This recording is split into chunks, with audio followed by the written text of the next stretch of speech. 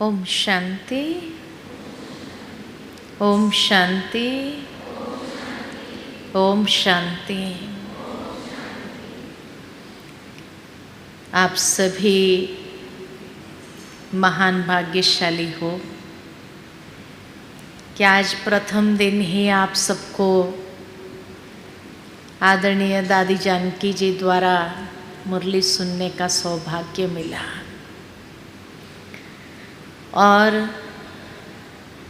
प्रथम दिन भट्ठी का कि जिसके अंदर जो प्रथम मुख्य बात है, ज्ञान का फाउंडेशन है, देही अभिमानी स्थिति। बाबा की रोज की साकार मुरली में कई बार ये बात आती है कि बच्चे देही अभिमानी बनो। कभी कभी बाबा ये भी कहते हैं आत्म अभिमानी बनो। देही अभिमानी, आत्म अभिमानी एक ही है या अलग है? क्या कहेंगे? एक ही है। जो कहते एक ही है जरा हाथ खड़ा करें। देही अभिमानी, आत्म अभिमानी एक ही बात है। अच्छा, जो कहते हैं अलग अलग है,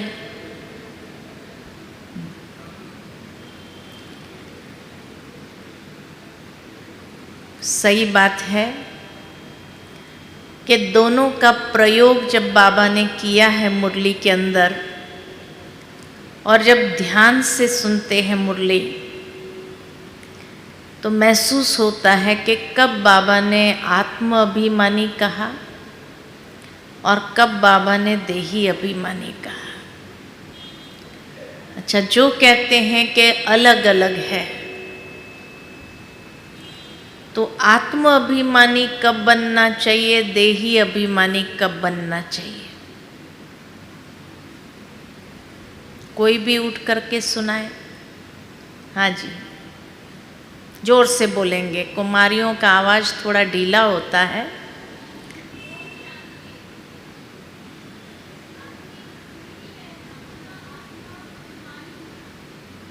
आत्मिक स्थिति में रहना माना आत्म अभिमानी बनना। हाँ, देही अभिमानी मतलब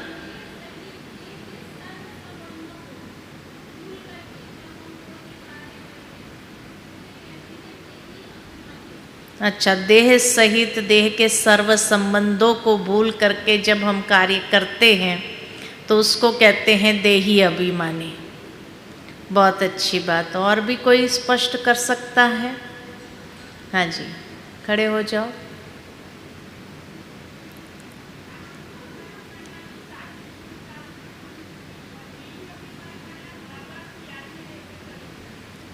देही अभिमानी माना बाबा की याद में रहकर कर्म करना। आत्म अभिमानी माना 7 गुणों का स्वरूप बनना। हाँ जी, और किसी के पास कोई डेफिनेशन है? बोलो।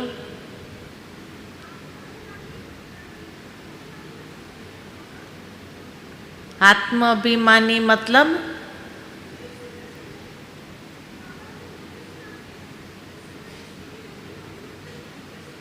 जब बाबा की मुरली सुनते हैं उस समय जो स्थिति होती है वो आत्म अभिमानी। और देही अभिमानी मतलब जब कर्म करते हैं तो कर्म करते समय देही अभिमानी कैसे बन जाते हैं? ठीक है, इस बात को अभी स्पष्ट करते हैं। वैसे काफ़ी अच्छी तरह से जिन्होंने भी बताया, अच्छा अभ्यास किया हुआ होगा तभी बताया।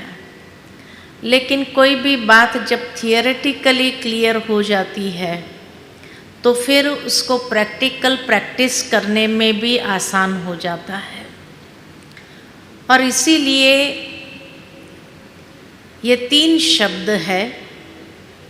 एक है आत्म अभिमानी, एक है देही अभिमानी और तीसरा है देह अभिमान। 3 शब्द है।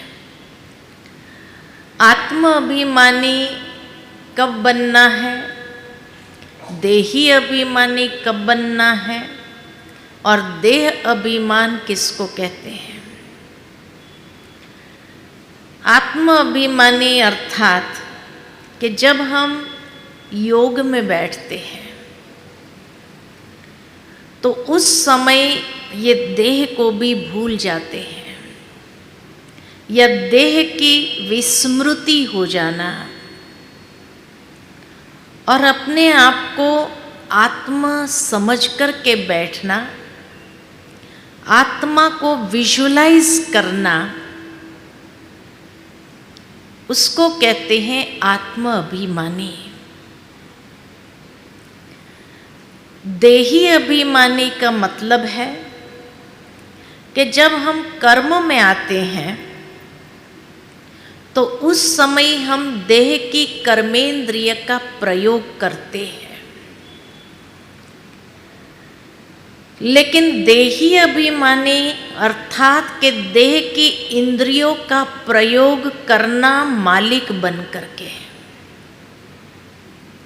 जब मालिक बन करके अपनी इंद्रियों के द्वारा कर्म करते हैं, कराने वाली मैं आत्मा हूं लेकिन देह की मालिक हूं, कर्मेंद्रिय की मालिक हूं,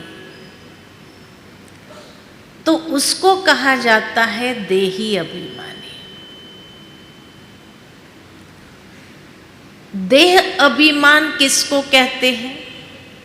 ये तो बहुत सिंपल क्वेश्चन है, हर कोई को मालूम है कि देह अभिमान किसको कहते हैं। किसको कहते हैं? देह अभिमान में भी 3 स्टेज है। एक है देह अहंकार, एक है देह अभिमान और एक है देह भान। ये तीनों में कोई अंतर है? क्या अंतर है? कोई स्पष्ट करे।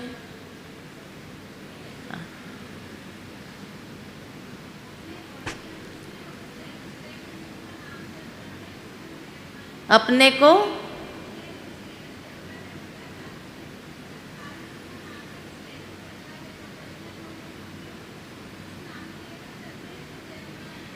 उसको देह अभिमान कहते हैं। अगर अपने कोई प्रोफेशनल स्टेटस है, उस प्रोफेशनल स्टेटस के भान में रह करके चलते हैं, उसको देह अभिमान कहते हैं। अच्छा, देह भान किसको कहते हैं और देह अहंकार किसको कहते हैं?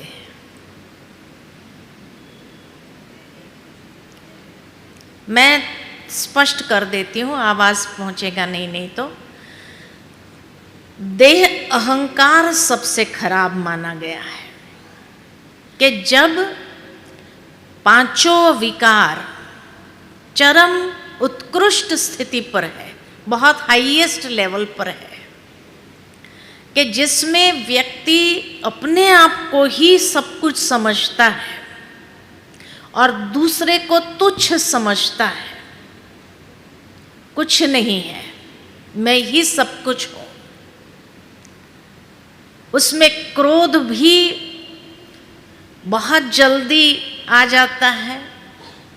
कोई कुछ कहता है, उसमें सहन करने की शक्ति नहीं होती है। उसको हर छोटी बात में भी ये फील होता है कि मुझे हर्ट कर रहे हैं आप, मुझे हर्ट कर रहे हैं। ये फीलिंग जहाँ है उसको देह अहंकार, हर विकार बहुत अधिक मात्रा में है, उसको कहते हैं देह अहंकार। काम भले काम विकार के रूप में न हो, लेकिन कामनाएं, तृष्णाएं, ये चाहिए चाहिए चाहिए, और जब अपने पास वो चीज़ होती है तो उसका घमंड दिखाना दूसरों के सामने, दूसरों को नीचा दिखाना, है ना, उसको कहते हैं देह अहंकार। अच्छा, देह अभिमान किसको कहते हैं? देह अभिमान थोड़ा कम होता है उससे, जहां बड़े बड़े विकारों का अंश, जिसको कहा ईर्ष्या, द्वेष, ये छोटे छोटे विकार के वश हो जाना, उसका स्वरूप होना। दूसरा अगर अपने आप को समझता है कुछ तो सोचते हैं ठीक है वो समझता है, मैं भी कम थोड़ी हूं, ये अभिमान है ना। अपने आप में ये प्रोजेक्ट करना कि उससे तो मेरे अंदर कम है, भले है लेकिन उससे तो कम है, उसके जैसे तो नहीं हूं मैं, जो दूसरों को तुच्छ समझूं, ये अभिमान है। जहां विकारों की मात्रा कम होती है और छोटे विकारों की मात्रा ज़्यादा होती है, ईर्ष्या की, द्वेष की, किसी की निंदा की, ग्लानि की, ये सारे अभिमान में आ जाते। जहाँ हम अपने आप को समझते हैं और मैं दूसरों से अच्छा हूँ, पहले में आता है मैं ही हूँ, मेरे लेवल में कोई नहीं। दूसरे में अभिमान में मैं अच्छा हूँ, भले मैं इतना न भी हूँ लेकिन मैं अच्छा हूँ, ये फीलिंग आना है ना। और देह भान सूक्ष्म होता है थोड़ा, लेकिन देह भान माना हर वक्त व्यक्ति जब देह के भान में रहता है, कहीं ये खा लिया वजन बढ़ गया, ये कॉन्शियसनेस, जहाँ मेरा वजन बढ़ गया, मेरे फिगर ठीक नहीं रहे, लोग कैसे देखेंगे, ये भान है। जहाँ हर वक्त ये बॉडी को कुछ नहीं होना चाहिए, इस देह को कुछ नहीं होना चाहिए।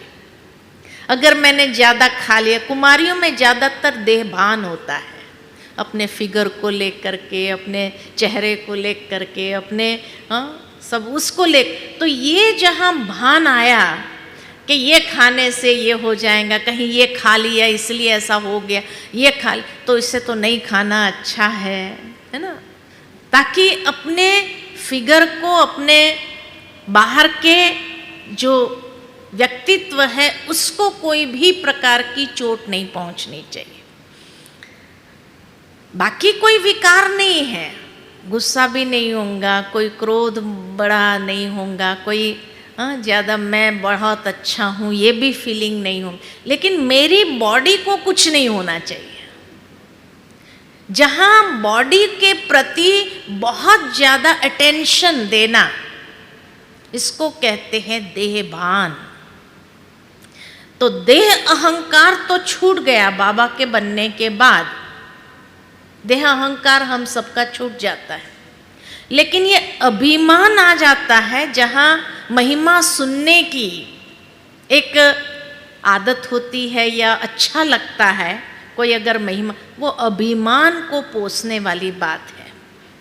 और देह भान माना अपनी बॉडी के प्रति बहुत ज़्यादा कॉन्शियस हो जाना, है ना। और बहुत ज़्यादा जब कॉन्शियस हो जाते हैं, कहीं ये खा लिया, ऐसा हो गया, धूप में चले गए, सेवा करने गए और धूप बहुत लगी तो भाई मेरा रंग फीका पड़, ये देह भान है, ये देह भान है ना। तो देह भान अभी तक है, देह अभिमान भी कम हो जाता है, लेकिन देह भान अभी तक है, ये अंतर है। लेकिन जैसे ही हम किसी को बहुत जल्दी कमेंट पास कर देते हैं, ये व्यक्ति बड़ा अभिमानी है, कैसे पता चला आपको कि ये व्यक्ति बड़ा अभिमानी है? किसी के लिए हम तुरंत कमेंट पास कर देते हैं, ये व्यक्ति बड़ा अभिमानी है, कैसे पता चला आपको? उसने कुछ बात भी नहीं किया फिर भी आप कह देते हैं देखा कितना अभिमानी है। कैसे पता चला? उसने कुछ बोला भी नहीं है, कुछ आपके साथ ऐसा व्यवहार किया भी नहीं है, तो क्या कहते हैं? भाई उसके भाव भाव से पता चल जाता है। हाव भाव में ऐसा क्या था? तो हाव भाव के अंदर वो अपने आप को कुछ समझ रहा है, ये महसूस हुआ, ये वाइब्रेशन फील हुआ। तो वाइब्रेशंस आते हैं और ये फील होता है। सामने वाला व्यक्ति जरूरी नहीं कुछ बोले तो ही हमें मालूम पड़े, नहीं बोलने पर भी वो वाइब्रेशन आता है, जहाँ ये फीलिंग आ जाती है कि ये व्यक्ति बड़ा देह अभिमानी है। देह अभिमानी है कि जहाँ वो आपसे बात करना नहीं चाहता है, तो कहते हैं अपने आप को पता नहीं क्या समझता है, देखो बात भी नहीं करता है, कितना अभिमानी है।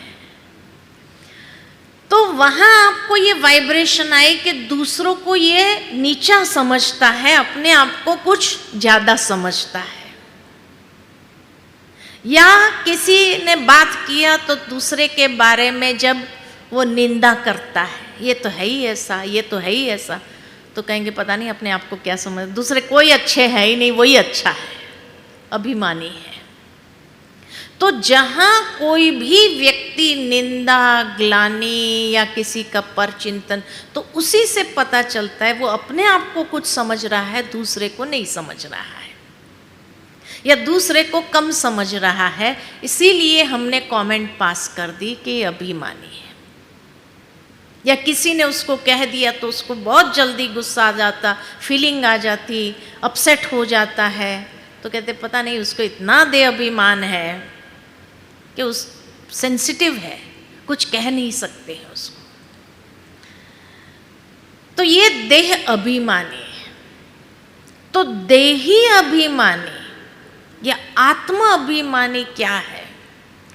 तो आत्म अभिमानी जब हम कहते हैं, तो जब हम योग में बैठते हैं तो उस वक्त हमने अपने कर्मेंद्रिय को भी समेट लिया, हमने अपने पुराने स्वभाव संस्कार को भी समेट लिया, और उस वक्त जब भ्रुकुटी के मध्य में मैं अंतर चक्षु से खाली आत्मा को विजुअलाइज करती हूँ, और आत्मा को विजुअलाइज नहीं लेकिन अभिमानी, आत्म अभिमानी माना आत्मा समझने के साथ आत्मा के सातों गुणों का स्वरूप बनते जाना। कि मैं जब कहती हूं कि आत्मा शांत स्वरूप है, तो उस शांति को फील करना, महसूस करना। कमेंट्री में हम क्या करते हैं? कमेंट्री हमें मिलती है, वो कमेंट्री खाली अंदर में शायद हम रिपीट कर लेते, लेकिन उसको फील नहीं कर पाते हैं। इसीलिए जब आत्मा अभिमानी होकर के बैठना माना बुद्धि के द्वारा विजुअलाइज करना और मन के द्वारा फील करना। मन के दो कार्य है, एक है संकल्प करना, दूसरा है महसूस करना, फील करना। और इसीलिए जब कहते हैं विजुअलाइज करते हुए फील करना, जब ये कहते हैं तब उसको हम महसूस करें अपने अंदर से, जैसे वो शांति, शक्ति, आनंद की स्थिति के अंदर स्थित हो, वो आत्मा के सातों गुणों को महसूस करते जाना। उसका एक प्रत्यक्ष, क्योंकि बुद्धि का कार्य है देखना, बुद्धि के पास है विजुअलाइजेशन एबिलिटी, निर्णय तो बाद में लेता है, वो एक बहुत नॉमिनल कार्य है बुद्धि का, लेकिन बुद्धि का सबसे बड़ा काम है देखना। जैसे ये आंखों से हम देखते हैं, ऐसे बुद्धि के नेत्र से भी हम देखते हैं। लेकिन तब कई बार कई लोग पूछते हैं कि कहीं उसको कल्पना करना तो नहीं कहा जाता है? नहीं, कल्पना नहीं। कल्पना और विजुअलाइजेशन में क्या अंतर है? कल्पना माना जो चीज है ही नहीं, जिसका अस्तित्व ही न हो, और उसके विषय में सोचना, उसको कहते हैं कल्पना। लेकिन विजुअलाइजेशन माना जिसका अस्तित्व है, आत्मा का अस्तित्व है, आत्मा के सातों गुणों का अस्तित्व है, और उसके विषय में आप सोचते हैं या देखते हैं, तो उसको कहते हैं विजुअलाइज करना, राइट? उसको सिंपल और मैं एग्जाम्पल देते हुए कहती हूं, सब डायरी पेन अभी छोड़ दो, बैठ जाओ, बैठ जाओ, एकदम अच्छी तरह से बैठो, फर्स्ट क्लास। अच्छा, आंखें बंद कर लो, विजुअलाइजेशन की प्रैक्टिस करते हैं हम। आंखें बंद करो, कोई भी लिखेगा नहीं, नहीं तो आप अनुभव नहीं कर पाएंगे, है ना? लिखने जाएंगे तो आपको जो महसूस कराना चाहती हूँ मैं, वो नहीं कर पाएंगे। सिंपल एक स्थूल बात को लेकर के हम चलते हैं। आंखें बंद करो। अब जैसे ही आंखें बंद करो, आपके राइट हैंड साइड पर आप देखो एक लींबू है, एक लींबू है। उस लींबू को आप उठाते हो,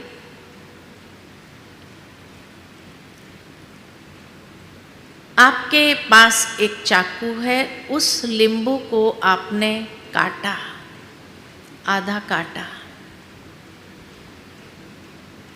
अब उस चाकू को रख दो और वो लींबू को आधा काटा हुआ, उसको आप नाक के पास लाओ,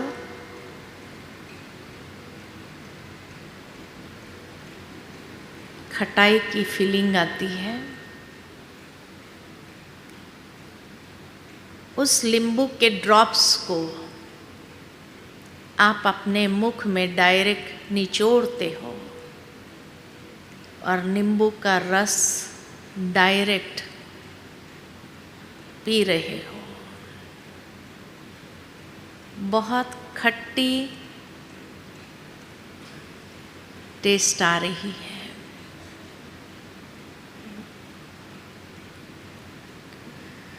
ओके, ओम शांति। नींबू दिखाई दिया, काटा, मुंह में गया वो रस, खटाई महसूस हुई कि नहीं हुई? हुई कि नहीं हुई? खाली बस जिसको नहीं हुई वो जैसे थियोरेटिकल में जा रहे थे, लेकिन फील करना, बुद्धि ने उस नींबू को देखा, काटा भी आपने, और उसके ड्रॉप्स जब फील करने के लिए कहते हैं तो ठीक इसी तरह उसकी फीलिंग आनी चाहिए। वो है फील करना। अगर फील नहीं हुआ, माना एक थियोरेटिकल प्रोसेस था। योग में भी अगर आप फील नहीं करते हैं तो एक थियोरेटिकल प्रोसेस है। इसीलिए कई बार कई लोग कहते हैं योग में हमें अनुभव नहीं होता है, क्योंकि थियोरेटिकली वो कमेंट्री चला भी रहे हैं, लेकिन जो फील करने का प्रोसेस होता है वो नहीं कर पा रहा है मन। तो फील करते हैं, महसूस करते मन के द्वारा, विजुअलाइज करते हैं बुद्धि के द्वारा। तो बुद्धि ने आत्मा को विजुअलाइज भी किया, लेकिन अगर उसको फील नहीं कर पाए तो कमेंट्री चल रही थी, लेकिन आपको कुछ हो नहीं रहा था। और जब नहीं होता है तो थोड़ी देर के बाद मन बाहर भटकना, बाहर की बातों को फील करना चालू करता है, जहां से उसको फीलिंग आ रही है। अब कहाँ से फीलिंग आती है? तो देह के संबंधों में फीलिंग आती है। तो माँ की याद आ जाएंगी कि माँ इतना प्यार करती, देखो वो आज होती थी तो अच्छा लगता था उसको, मैं या मानो उसके विषय में यहाँ कमेंट्री चल रही है और आप क्या फील कर रहे हैं? जहां से आपको स्नेह मिला उसको फील कर रहे हैं। तो कहने का भावार्थ मेरा यही है कि आत्मा के सातों गुणों को महसूस करना, विजुअलाइज के साथ साथ बुद्धि ने आत्मा को प्रकाश रूप में देखा, एक ज्योति बिंदु स्वरूप के रूप में देखा जरूर, लेकिन अगर फील नहीं करेंगे तो बिंदी खिसक जाएगी और उसके बदले देहधारी का स्वरूप सामने आने लगेगा। तो आत्मा अभिमानी होना बहुत मुश्किल हो जाता है। जब देही अभिमानी मतलब क्या? कि देही अभिमानी मतलब ये देह की कर्मेंद्रिय को मैं मालिक बनकर यूज तो कर रही हूं, लेकिन जो आत्मा अभिमानी बनकर के अगर मैंने सचमुच सातों गुणों को महसूस किया है, उस ऊर्जा को अपने अंदर फील किया है, तो जब मैं देही अभिमानी बनती हूं तो कर्म करते हुए वो सातों गुणों की ऊर्जा वहां फ्लो होने लगती है। शांति, आनंद, जो कर्म आप करेंगे प्रेम से करेंगे, शांति से करेंगे, आनंद की स्थिति में खुशी से करेंगे, समझदारी से ज्ञान युक्त होकर के करेंगे, तो जहां ये ऊर्जा हमारी इंद्रियों के द्वारा उस कर्म में प्रवाहित हो रही है, उसको कहा जाता है देही अभिमानी। जैसे दुनिया में कई बार कई लोग बहुत मीठा बोलते हैं, धीमा बोलते हैं, बहुत प्यार से बोलते हैं, तो लोग क्या कहते हैं? ये तो जैसे देवता है। कहते हैं ना, ये तो जैसे देवता है, बहुत कम बोलेंगे, बहुत मीठा बोलेंगे, ये तो जैसे देवता है। तो देवता उसको कहा जिसके मुख से मधुर वचन या मधुरता की ऊर्जा फ्लो हो रही है, उसको लोगों ने देवता कहा। कि देवताएं मिठाई बोलते हैं, देवताएं बातचीत करने में बहुत कम शब्दों का प्रयोग, लेकिन देही अभिमानी माना सातों गुण की ऊर्जा उस कर्म में प्रवाहित हो रही है। जैसे कई बार आपको कोई काम दिया जाता है, लेकिन करने खातर जल्दी जल्दी करके पूरा कर दिया, तो उसको देही अभिमानी नहीं कहा जाएगा, उसको देह अभिमान में आपने वो काम पूरा किया। लेकिन देही अभिमानी बन करके जब वो कार्य करते हैं तो इतना शांति से, प्रेम से, खुशी से, समझदारी से, और जब उसमें रह करके आप वो कर्म करेंगे तो उस कर्म में कोई त्रुटि नहीं होगी। उस कर्म द्वारा आपको खुद को सुख की अनुभूति होगी, वो कर्म करने का भी सुख मिलेगा, और वो कर्म आपके जमा के खाते को बढ़ाएगा। वो कर्म में कोई भी प्रकार की मिस्टेक नहीं होगी, गलती नहीं होगी। जो बार बार हम कहते क्या करें, गलती हो गई, गलती हो गई, माना आपने देह अभिमान में कर्म किया तब गलती हुई। अब अगर आप देही अभिमानी स्थिति में कर्म करते तो आपको रिग्रेट्स नहीं होंगे, पश्चाताप नहीं होगा, हाय मेरे से ये गलती हो गई, हाय मेरे से ये गलती का एहसास नहीं हो सकता है। गलती हुई माना कहीं ना कहीं देह अभिमान में आए, इसीलिए गलती हुई। लेकिन अगर देही अभिमानी स्थिति में आप वो कर्म कर रहे थे तो कभी भी उसमें गलती की गुंजाइश नहीं। उस कर्म के द्वारा आप किसी को दुख की फीलिंग नहीं देंगे, खुद भी सुख का अनुभव करेंगे और उस कर्म का सुख दूसरों को भी देंगे।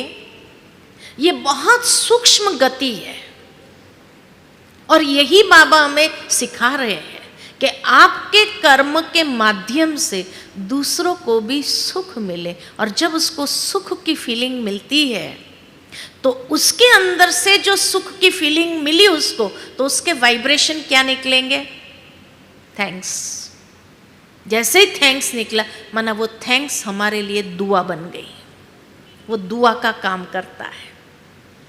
इसीलिए आप जो भी कार्य करो, अंदर से जब बाबा को आप थैंक्स करते हैं तो वो आत्मा जिसके लिए या जिसको उसका सुख मिला वो भी आपको दिल से थैंक्स करता है, और वो थैंक्स मेरे लिए दुआ बने।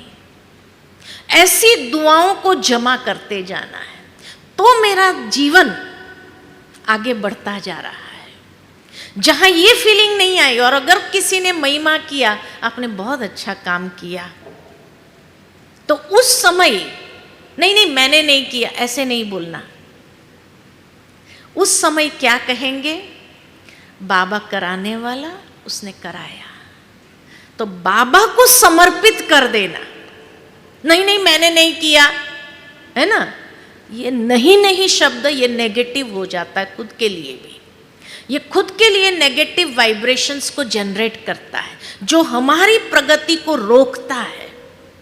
इसलिए उस समय यही कहो, बाबा कराने वाला, उसने कराया। ये निर्माण भाव है, ये देही अभिमानी स्थिति है कि करने के बाद भी जो उसकी महिमा रूपी फल मिला उसको कच्चा स्वीकार न करके उसको बाबा को समर्पित कर दिया, तो बाबा की भी दुआएं मिलेगी। उस आत्मा की तो मिली ही, लेकिन जब मैंने बाबा को समर्पित कर, तो बाबा की छत्र छाया आशीर्वाद की जैसे मेरे ऊपर बनने लगती है। तो देही अभिमानी स्थिति से आप बहुत दुआएं जमा कर सकते हो और परमात्मा के भी प्रिय बन सकते हैं, क्योंकि जितना बाबा को समर्पित करते जाएंगे उतना पदम गुणा होकर के बाबा उसका फल आपको महसूस कराएंगे, अपनी पालना महसूस कराएंगे। बहुत अच्छी अभी हमारी बड़ी बहनों की जब बट्ठी हुई, उसमें एक बात चर्चा में आई, और चर्चा में यही बात आई कि जो भी संगम युग पर हमें सुख के सुविधा के साधन मिलते हैं, ये हमने जो कर्म किया उसका फल नहीं है। जो हमने अच्छे कर्म किया उसका फल नहीं है, लेकिन जो भी हमें संगम युग में साधन सुविधा या जो भी मिलता है, ये बाबा की परवरिश है, बाबा की पालना है। फल तो हमें सतयुग में ही मिलेगा। जो अच्छा कर्म करेंगे उसका फल यहाँ नहीं मिलेगा, उसका फल हमारा जमा होकर सतयुग में ही मिलना है प्रारब्ध के रूप में। लेकिन यहाँ जो कुछ भी मिल रहा है ये बाबा की परवरिश है, बाबा की पालना है। तो जितना हम अपने अच्छे कर्म को, वो महिमा को, ये भी बातें, जो भी बातें कोई करता है और बाबा को अंदर से समर्पित कर देते हैं, उतना बाबा की परवरिश खुद में अधिक से अधिक महसूस करेंगे। जो खुद यहाँ स्वीकार कर लेता है, बाबा को समर्पित नहीं करता है, उसको बाबा की परवरिश से वंचित हो जाता। जब उसने बाबा को समर्पित ही नहीं किया तो उसको वो पालना का अनुभव बाबा से नहीं होता है।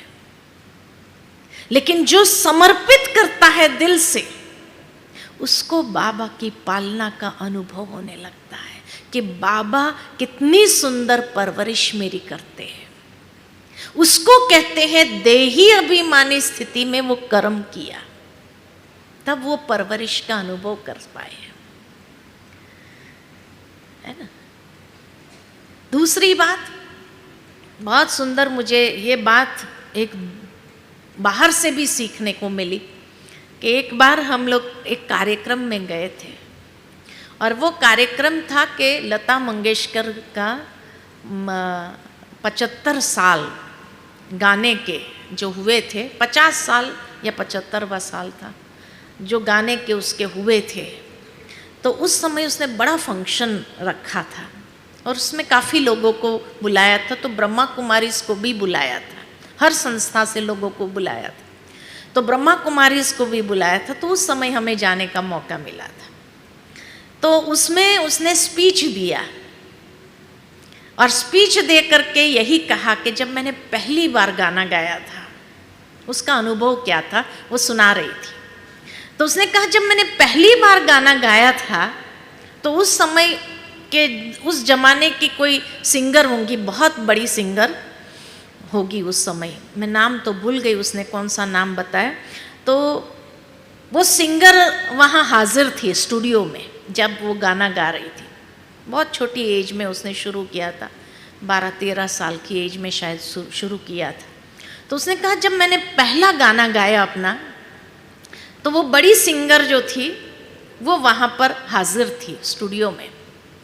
तो मैंने जैसे गाना पूरा किया तो वो सिंगर आकर के मेरी पीठ थपथपा कर के कहा, बेटी बहुत अच्छा आवाज़ है तेरा, है ना। जैसे उसने कहा बहुत अच्छा गाया आपने, तो लता मंगेशकर के मुख से निकल गया कि नहीं नहीं मैं कहाँ, माना उसके सामने, वो तो इतनी बड़ी सिंगर है तो उसके सामने मैं कहाँ, ऐसा वो बोलने गई कि नहीं नहीं मैं कहाँ, आपके सामने मैं कहाँ, ऐसे बोली। तो उस सिंगर ने उसको कहा कि बेटी जब भी कोई तेरे आवाज़ की तारीफ करे तो नहीं नहीं शब्द नहीं कहना, क्योंकि नहीं नहीं कहने से हम इतनी नेगेटिव ऊर्जा उत्पन्न करते। ये तो मैं बाद में एनालाइज किया उस बात को, उसने नहीं कहा, लेकिन नहीं नहीं कहने से हम इतनी नेगेटिव ऊर्जा स्वयं के लिए उत्पन्न करते हैं कि नहीं नहीं कहना माना हम अपने आप को श्रापित कर देते हैं वो नेगेटिव ऊर्जा से, और इसीलिए हमारा आगे बढ़ना रुकावट आ जाती है। वो नेगेटिव एनर्जी मेरे लिए रुकावट बनती है। तब उसने कहा कि वो सिंगर ने उसको कहा, लता मंगेशकर जी को, कि जब भी कोई आपके गाने की तारीफ करे तो ये कहना कि अल्लाह की मेहरबानी है। वो पाकिस्तानी सिंगर थी जो उसके सामने थी, वो तो कहा हमेशा ये कहना कि अल्लाह की मेहरबानी है। माना उसको मैंने भी स्वीकार नहीं किया, ना भी नहीं किया, लेकिन तुरंत अल्लाह को या परमात्मा को उसको समर्पित कर दिया। तो जब ईश्वर को समर्पित कर देते तो ईश्वर का वरदानी हाथ अपने ऊपर अनुभव करते हैं। वो अपने जीवन का आगे बढ़ने का रहस्य बता रही थी कि उसके बाद से मैंने कभी भी नई नई शब्द नहीं कहा। जब भी मेरे गाने की कोई तारीफ करता था तो मैं हमेशा कहती थी अल्लाह की मेहरबानी है, उसकी मेहरबानी है। इसीलिए आज लता मंगेशकर गाने में इतना आगे बढ़ गई, नंबर 1 बन गई सारे वर्ल्ड के अंदर, क्योंकि उसने पॉजिटिव ऊर्जा को जमा किया और ईश्वर को जब समर्पित किया तो ईश्वर की भी मेहरबानी और महसूस करने लगी अपने जीवन। ठीक इसी तरह आप इस जीवन में हैं, नेचुरल है, आपके सामने भी चांस आएंगे कि आज वहां चले जाओ, भाषण करके आओ। और उस समय अक्सर कन्याएं क्या कहती, नहीं नहीं मेरे से नहीं हो। अब नहीं नहीं मेरे से नहीं होगा माना हमने अपने लिए, अपनी क्षमता के लिए नकारात्मक ऊर्जा क्रिएट कर ली, और जैसे ही वो क्रिएट किया, मैंने नहीं किया तो बहन जी कहेंगे अच्छा ठीक है ये चली जाएंगे, तो दूसरी बहन को चांस मिल गया। तो जो भगवान मुझे चांस दे करके मेरा भाग्य बनाना चाहते थे, मैंने मना किया, उसको चांस मिल गया, तो भाग्य उसके भाग्य में जमा हो गया। तो आज के बाद कभी भी जो देही अभिमानी होगा वो कभी भी कोई बात के लिए ना नहीं करेगा। इसलिए बाबा हमेशा कहते हैं, हमेशा मुरली के अंदर ये बात आती है, ना करना माना नास्तिक, हाँ करना माना आस्तिक। नास्तिक क्यों कहा? नास्तिक माना जो ईश्वर क्या देना चाहते हैं उसको समझ नहीं पाया, ईश्वर कौन सा भाग्य बनाना चाहते उसको समझ नहीं पाया, इसलिए नास्तिक है ना। अगर आप में क्षमता नहीं है फिर भी आपने हाँ कर दिया, हाँ जी करने वाला आस्तिक जो बाबा कहते हैं। अगर आप में क्षमता नहीं भी है तो क्या उसको मालूम नहीं थी क्या? और बहन जी को निमित्त बना करके आपको वो सेवा का चांस मिला, देने वाला तो वही है ना। उसको मालूम नहीं था क्या आपके पास क्षमता है या नहीं है? लेकिन जैसे ही आपने हाँ किया, वो क्षमता न होने पर बाबा वो क्षमता आप में भर देगा, भर देगा। ये बाबा की पालना जिसने संगम युग में अनुभव किया, उसके जैसा भाग्यशाली कोई नहीं। इसलिए हाँ करना माना जैसे सिम सिम दरवाजा खुल जा, सिम सिम दरवाजा खुल जा। अपने भाग्य का दरवाजा एक के बाद एक खुलता जाता है, खुलता जाता है, और आप जीवन में आगे बढ़ते जाते हैं। और हर बार जब कोई कहता है बहुत अच्छा बोला आपने, तुरंत बाबा याद आना चाहिए, बुलवाने वाला बाबा है। मेरे पास तो वो क्षमता नहीं थी, कराने वाला बाबा है। तो मैंने तुरंत जैसे ही बाबा को समर्पित कर दिया, और उसको भी कहा कि बाबा को याद, बाबा ने करवाया, उसको भी बाबा की याद दिला दी। इसीलिए बाबा ने एक मुरली में कहा था कि जहां बाप होगा ना, वहां कोई पाप नहीं होगा। बाप गया तो माना पाप हुआ, माना कोई ना कोई मिस्टेक जरूर होगी, पाप माना मिस्टेक्स जरूर होगी। और वो मिस्टेक्स हमें कहीं ना कहीं भारी बना देती है, और वो भारीपन कहीं ना कहीं हमारी स्थिति को बनने नहीं देता है। इसीलिए जितना बाबा को समर्पित करते जाओ, उतना आप आगे बढ़ते जाएंगे, हल्के रहेंगे, कभी कोई बात की फीलिंग नहीं आएंगी। किसी ने अगर क्रिटिसाइज कर दिया तो भी बाबा को याद करो कि बाबा मैंने तो आपको देख करके किया था, अब उसको पसंद नहीं आया तो वो उसका प्रॉब्लम, उसको बाबा की याद नहीं है कि नहीं? लेकिन जैसे आपने बाबा को समर्पित किया, माना आप तो आगे बढ़ने लगे। ये गारंटी है, ये गारंटी, ये सीक्रेट है। ये सूक्ष्म वाइब्रेशंस की बात जो समझ लेता है जीवन में, वो कभी जीवन में पीछे नहीं कदम बढ़ाता, वो हमेशा जीवन में कदम आगे बढ़ाते हुए सक्सेस की ओर ही आगे बढ़ता है, कभी भी। ये हमारा अनुभव है। इसीलिए कहा कि बहन जी कह रही थी कि +2 करके इतना आगे बढ़े, कैसे बढ़े? हमेशा अपने लिए पॉजिटिव वाइब्रेशंस रखना, और जब भी कोई अच्छी बात कहे बाबा को समर्पित कर देना। बाबा आपने करवाया। अगर आप उसके सामने नहीं भी बोल सकते, लेकिन उस वक्त बाबा को इमर्ज करके, बाबा ये मेरी महिमा नहीं, आपकी महिमा कर रहा है, भले वो नहीं जान रहा है। जब मन ही मन ये इस तरह की रूहान बाबा के साथ करेंगे, आप वार्तालाप करेंगे, तो आपको हर वक्त बाबा की इतनी श्रेष्ठ पालना का अनुभव होने लगेगा, जो आप महसूस करेंगे जैसे आप आगे से आगे बढ़ रहे हैं। तो इसीलिए 7 गुण जो आत्मा अभिमानी बन करके हम विकसित करते हैं, उसी को प्रैक्टिकल कर्म में जब आते हैं, कर्मेंद्रिय को यूज करते हुए, वो 7 गुणों की ऊर्जा को अंदर में समाहित कर दो, तो वो आपका कर्म इतना श्रेष्ठ कर्म हो जाएगा। इसलिए बाबा कहते हैं देही अभिमानी बन करके जब कर्म करेंगे तो बाप का शो कर सकेंगे, उसी से बाप की प्रत्यक्षता भी सहज हो जाएगी।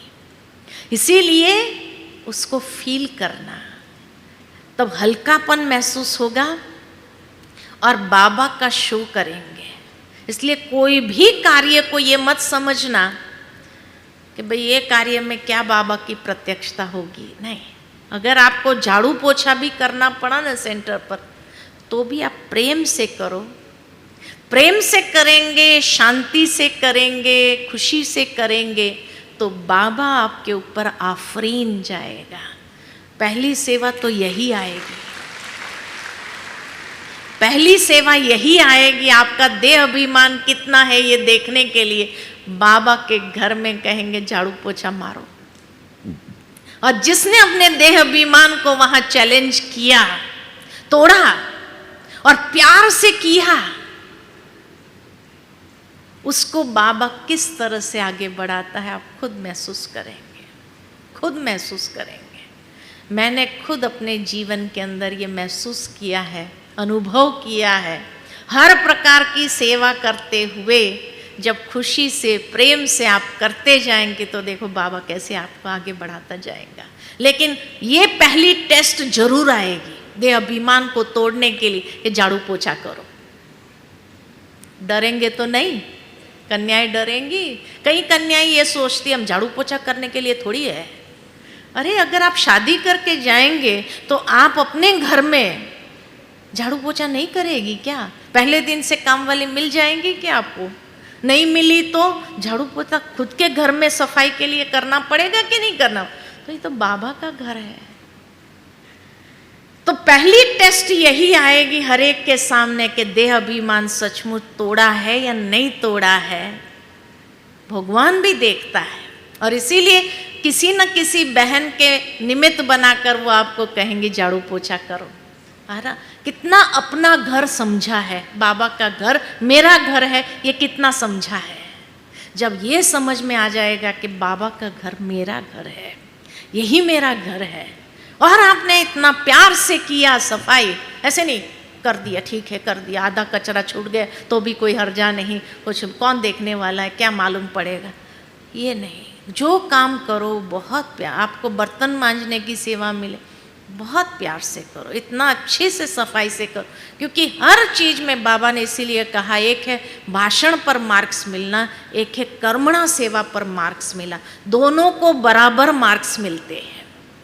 तो जो अपना जमा का खाता बढ़ाना है तो देही अभिमानी बन करके अगर मैंने बर्तन भी साफ किया, उसमें जितना मार्क्स मिलेगा उतना शायद भाषण करके आकर के जो बहन है उसको देह अभिमान आ गया तो उसको 0 मिला और आपको 100% मिला। इसीलिए देही अभिमानी बन करके हर कर्म करने में जो राज है उस राज को आप समझो। ये भगवान की पालना का तरीका ही निराला है, यही आगे बढ़ने का बहुत सुंदर आधार है। मेरे सामने भी जब झाड़ू पोछा की सेवा आई, कहा झाड़ू पोछा लगाओ, मैं क्या सोचती थी पता है? मैंने झाड़ू पोछा जब लगाना कि मैं अगर भाषण करती थी ना तो मेरी एक ही इंद्रिया पावन बनती थी, लेकिन मैं झाड़ू पोछा कर रही हूँ ना तो मेरे दधीची ऋषि की तरह मेरी हर इंद्रिया पावन बन रही, हर इंद्रिया। मेरे को इतनी खुशी होती थी, इतनी खुशी होती थी, और इतना खुशी से मैं इतना अच्छी तरह से साफ करती थी। तो बहन देखती थी झाड़ू पोछा भी इतना प्यार से कर रही है, और जबकि मैंने घर में कभी झाड़ू पोछा नहीं किया। जब घर में नहीं किया, लेकिन सेंटर पर जब पहली सेवा मुझे कहा झाड़ू पोछा, तो मैं सोचती थी अगर मैं भाषण करती थी ना तो मेरी एक ही इंद्रिया पावन बनती थी, लेकिन मेरी दधीची ऋषि की तरह मेरी हड्डी हड्डी पावन बन रही। तो मुझे इतनी खुशी होने लगी इतनी कि मैं ही दधीची ऋषि हूँ, मेरा ही गायन है ये, तो कि हड्डी हड्डी मैंने यज्ञ में स्वाहा किया। जब इतनी खुशी से जब करने लगी तो बाबा ने उसके बाद, मैं समझती हूँ मैं 2 महीना झाड़ू पोछा की सेवा किया होगा, उसके बाद ज़िंदगी में दोबारा झाड़ू पोछा नहीं मिला मुझे। इतना प्यार से किया था तो मिला ही नहीं, दोबारा करने का चांस ही नहीं मिला, है ना। और फिर भी अगर करना पड़ता है तो मैं आज भी उतना ही प्यार से करने के लिए उसको तैयार होती हूँ।